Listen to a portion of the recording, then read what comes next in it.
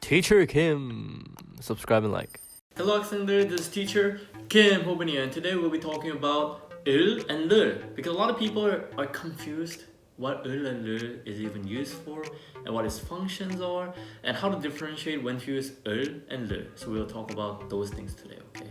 So but before, let's talk about what 을 and 를 is, okay? It's used as object particle. What is object particle? Object particle is when in Korean sentences it's usually formed in SOV, subject, object, and verb, right? But between object and verb, there needs to be something called object particle to connect them together. So that's why we either use 을 and 를. Okay, so let's look at the examples right away. We use 을 if it comes after a noun ending in a consonant.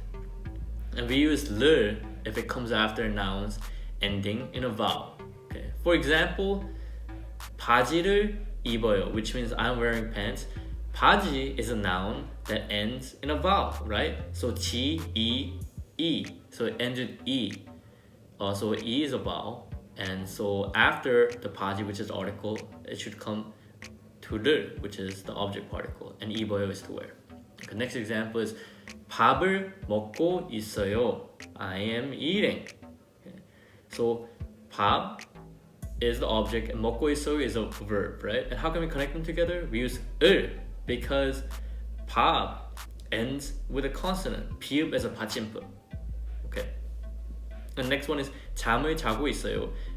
잠 is an object. 자고 있어요 is a verb. Okay. So between it needs to be 을 because 잠 ends with a consonant with a 미음 as a 받침. Okay.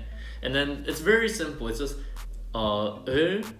We use 을 if a noun ends in a consonant and 를 if it ends in a vowel. Very simple, okay? And then if you get really used to it, a lot of Koreans, we don't even know these rules specifically, but we know by our heart because it doesn't sound well if you use 을 and 를 for different ones with different vowels and different consonants, okay? So once you get used to it, you won't even need to think about this at all because it'll just be ingrained into your brain and it'll just sound more natural and you'll know which one to use right away without really thinking about it, okay?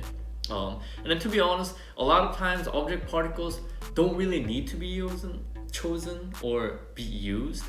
Of course, it should be used in very formal Korean, but in everyday language, a lot of times people don't really use object particles and people can still understand. But however, it doesn't mean it's bad to use them at all, right? And this is teacher Kim, and see you next time. Bye-bye.